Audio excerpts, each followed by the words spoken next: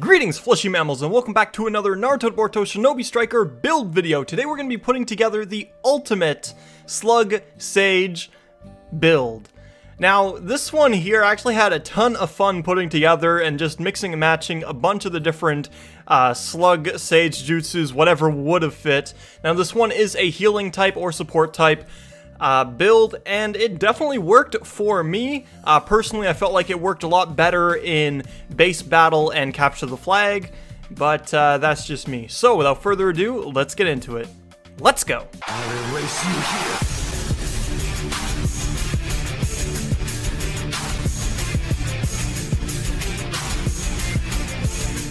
Now, starting things off with the weapon as usual, I decided to go with the famed Blade Kurosawa. Now, this weapon for the healing type, in my opinion, is one of the better ones.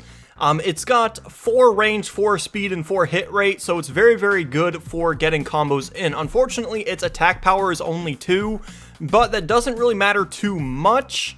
It just feels like a very, very good option. I also really do love the combos, especially the triangle, which, if you guys didn't know, if you're a healing type, your triangle button actually breaks guards. So it's very cool, and the combos work very, very well, in my opinion. So that's why I decided to go with the famed Blade Kurosawa. Moving on to the ninja tools, I actually decided to go with the standard kunai. Now, my reasoning for this is, well, I just kind of like to have a little bit of a combo game going on with pretty much most of the builds that I go for, because I will end up in combat at some point. Now, the weapons for the healing type don't really have that long of combos, despite any of the hit rates or anything like that. Their combos tend to be very short, so that's why I decided to have the standard kunai on there, just so I have a way of extending my combos when I do need to do a little bit more damage. So, like, let's say I do 3 squares, kunai, and then I'll throw out a jutsu. It's just very good to have the standard kunai over the other two, because the other two, the healing seal and the sealing tag, just don't feel like they have a very good place.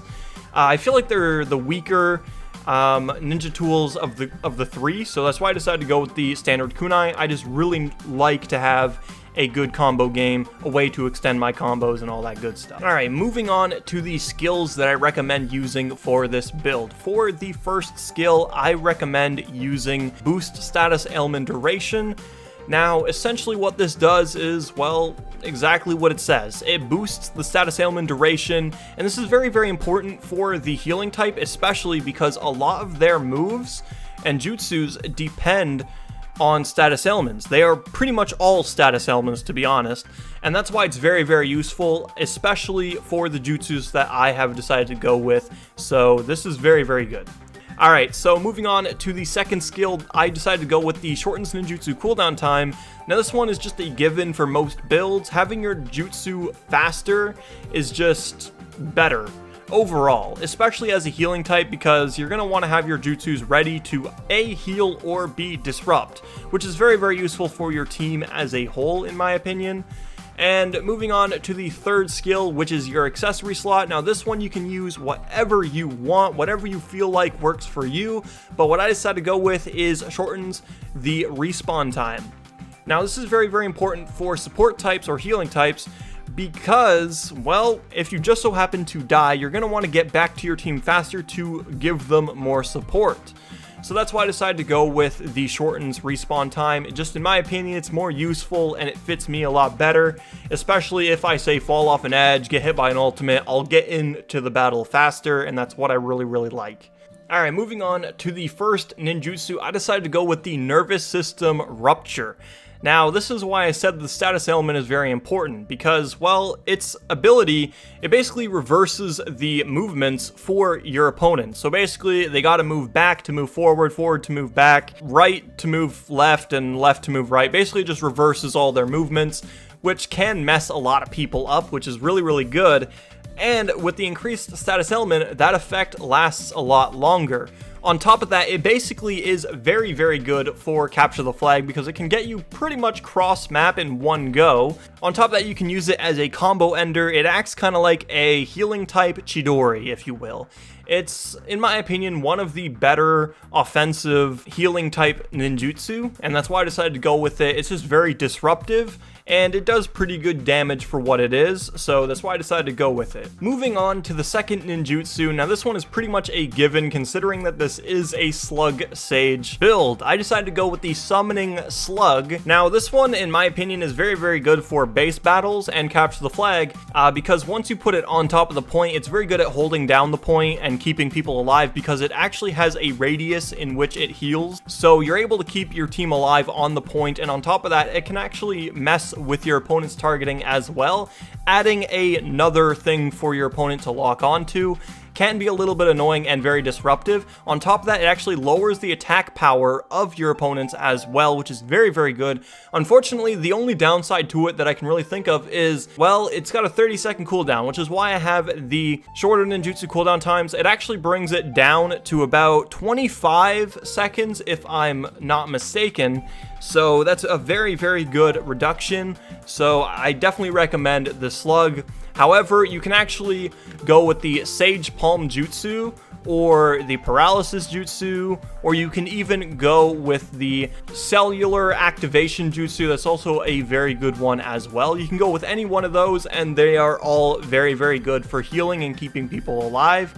So that is the second ninjutsu that I decided to go with. Moving on to the Substitution Jutsu, I decided to go with the Shadow Clone Jutsu. Now this one here, in my opinion, is one of the better cloning jutsus.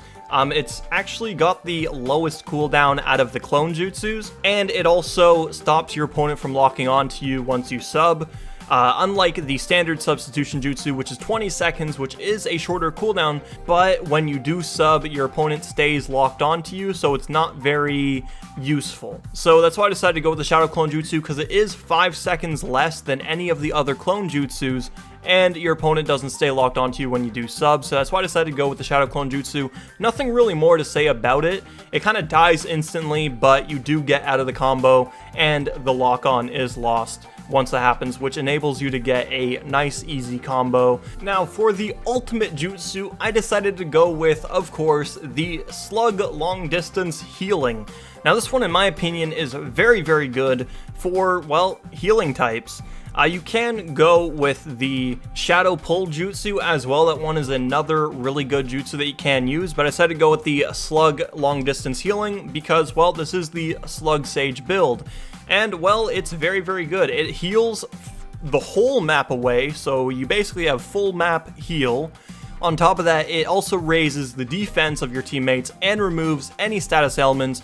So it removes Amaterasu, it raises the defense, and it heals from the whole map away, so you can be anywhere on the map and you can heal your entire team, which is very, very good in high stress situations where let's say in TDM it's last life on both teams and your team is at low health, the enemy team is half health around there, they're in the advantage. You pop this and bam, you're basically the winner. Okay, it's very, very good in my opinion, and honestly there's no real reason not to use it other than to use Shadow Pull Jutsu, which is basically an instant kill. So you can go with whichever one you guys want, but I decided to go with the Slug Long Distance Healing because it does fit the theme of the build. Alright guys, that is it for this video. I hope you guys enjoyed. If you guys did, remember to leave a like, subscribe for more content, and I'll see you guys in the next one. Peace out. It's been casual.